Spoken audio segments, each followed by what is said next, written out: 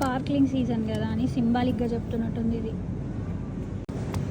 నాకు ఇది క్యూట్గా అనిపించింది.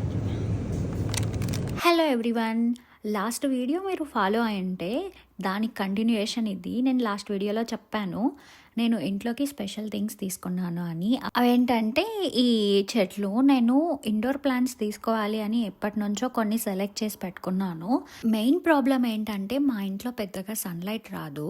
సో మోస్ట్లీ నేను ఇండోర్ ప్లాంట్స్ అండ్ తక్కువ సన్లైట్ ఏవి కన్జ్యూమ్ చేసుకుంటాయి అనేది చూసే తీసుకోవాలి. అండ్ మోరోవర్ జర్మనీలో వింటర్ వచ్చింది అంటే చాలా హారిబుల్ ఉంటుంది. తీసుకునేటప్పుడు ఒక లాజిక్ అయితే గుర్తుపెట్టుకోండి, ఇది మైండ్లో ఖచ్చితంగా పెట్టుకోవాల్సినది.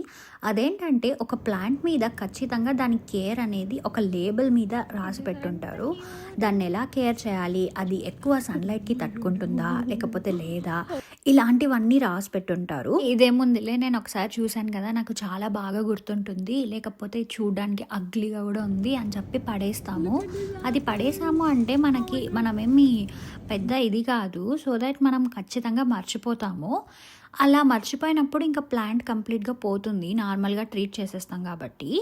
ఇంకా సెకండ్ థింగ్ ఏంటంటే కొన్ని సూపర్ మార్కెట్స్లో ఆఫర్స్లలో పెట్టుంటారు చెట్లు, ఎప్పటి నుంచో చూస్తూ ఉంటాము.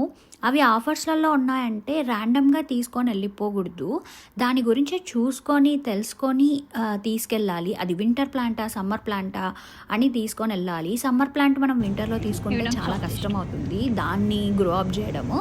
సో అలా చూసుకొని తీసుకోవడం చాలా బెస్ట్.